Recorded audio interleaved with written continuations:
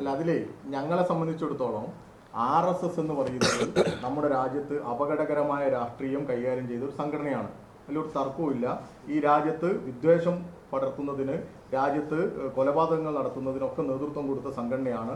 RSSുമായി നിരവധിയായ ഏറ്റുമുട്ടലുകൾക്ക് ഞങ്ങൾ തന്നെ അവരുടെ ഒരുപാട് അക്രമങ്ങൾക്ക് ഇരയാകേണ്ടി വന്നവരാണ് ഞങ്ങളുടെ നിരവധി സഖാക്കൾ കൊല്ലപ്പെട്ടിട്ടുണ്ട്.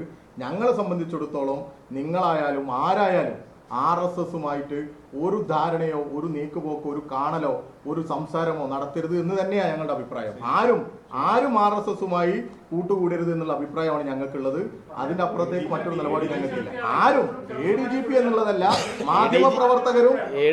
മാധ്യമപ്രവർത്തകരായാലും RSSുമായിട്ട് ഒരു ഗൂഢാലോചനയും നടത്തരുത്, ഒരു ആലോചനയും നടത്തരുത്, ഒരു സൗഹൃദം ഉണ്ടാകരുത് എന്നുള്ള വ്യക്തിപരമായ അഭിപ്രായമുള്ളവരാണ് ഞങ്ങളൊക്കെ. അല്ല, അതുമായി ബന്ധപ്പെട്ട വിഷയം മുന്നിൽ വന്നു. ഗവൺമെന്റ് അന്വേഷണം പ്രഖ്യാപിച്ചിട്ടുണ്ട്. അതാ ഞങ്ങൾ പറഞ്ഞത്.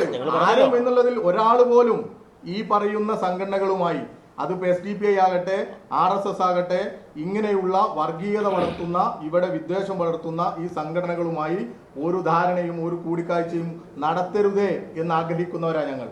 അവരുടെ വളർച്ച എത്രത്തോളം ഇല്ലാതാകണം അത്രത്തോളം ഇല്ലാതാകാൻ വേണ്ടി പരിശ്രമിക്കുന്നവരാ ഞങ്ങൾ. അതാണ് ഞങ്ങളുടെ നിലപാട്.